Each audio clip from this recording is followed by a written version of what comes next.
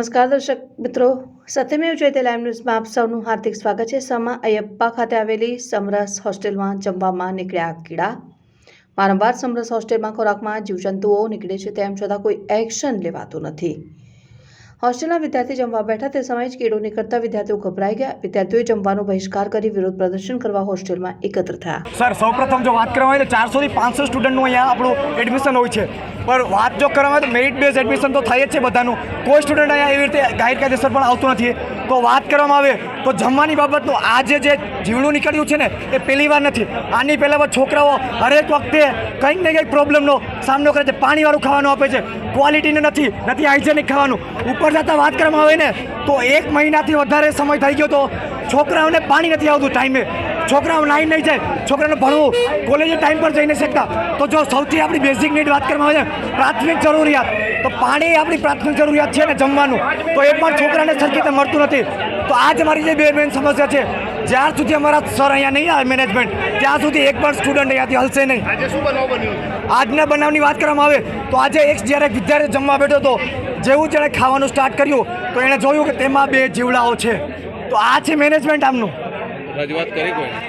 રજૂઆતની sir વાત કરવામાં આવે તો આની પહેલાં વારંવાર મેં વર્બલી સરને ઘણીવાર વાત કરેલી છે, પણ એક જ ને એક વસ્તુ સર કેટલી વાર રિપીટ કરવી। તો આજે છેલ્લે અમારે આ પગલું લેવું પડ્યું છે। હવે જો માંગ નહીં સંતોષાય તો આગળનું પગલું છે? સૌ પ્રથમ જો સર વાત કરવામાં આવે તો સૌથી પહેલાં તો અમને અત્યારે જ મેનેજમેન્ટ જોઈએ અહીંયા, અને જો મેનેજમેન્ટ અહીંયા નહીં આવે તો અહીંયાથી એક પણ સ્ટુડન્ટ હલશે નહીં। શું નામ તમારું? ચિરાગ ગોરડિયા। સર, સૌથી પહેલાં વાત કરવામાં આવે તો અહીંયા આશરે 400 થી 500 સ્ટુડન્ટ રહે છે। મેનેજમેન્ટ અને અહીંયા જે સ્ટુડન્ટનું છે ને આપણું એડમિશન, એ પણ મેરિટ બેઝ એડમિશન છે, ના કે જેમ તેમ છોકરાને ભરી દેવા। ગવર્મેન્ટ ઓફ ગુજરાતની અહીંયા ગ્રાન્ટ આવે છે। તો વાત કરવામાં આવે જો પાણીની સમસ્યાની ને તો પાણીની સમસ્યા છેલ્લા 1 થી 1.5 મહિનાની છે।